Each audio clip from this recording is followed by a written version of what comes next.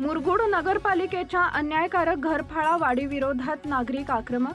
मुरगुड नगरपालिकेनं प्रशासक काळात कोणतीही पूर्वसूचना अथवा जनतेशी चर्चा न करता केलेली 20% घरफाळा वाढ तसेच भाडेपट्टी वाढ अन्यायकारक असून ती तात्काळ मागे घ्यावी, अन्यथा आंदोलन छेडण्यात येईल असा इशारा मुरगुड शहरातील नागरिकांनी दिला आहे. या संदर्भातील निवेदन नगरपालिकेच्या मुख्याधिकारी अतिशय वाळुंजे यांना देण्यात आले.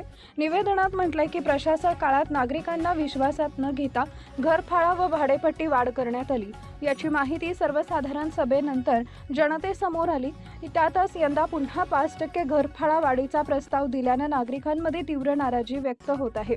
सध्या वाढती महागाई, युद्धजन्य परिस्थितीमुळे वाढलेले दर आणि आर्थिक अडचणी यामुळे सर्वसामान्यांचं जीवन कठीण झालंय.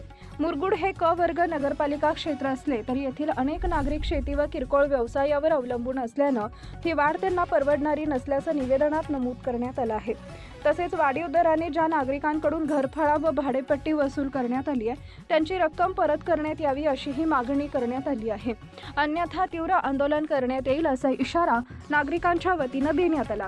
सदर निवेदन मुख्याधिकारी अतिशय वाळुंज यांनी स्वीकारले. यावेळी नगरसेवक सुहास खराडे, माजी उपनगराध्यक्ष जयसिंग भोसले, बाळासो सूर्यवंशी, राजेंद्र चव्हाण, सर्जेराव भाट, ओंकार पोतदार, अँथोनी बारदेसकर, सुशांत मांगोरे, संदीप उर्फ गब्बर भारमल, विठ्ठल भुते, गोविंद पाटील, सुरेश शिंदे, निवास कुमार, अमर इंदलकर आदी उपस्थित होते. सर्जेराव भाट, मुरगुड प्रतिनिधी. लाईक करा, शेअर करा, सबस्क्राईब करा आणि बेल आयकॉन प्रेस करा.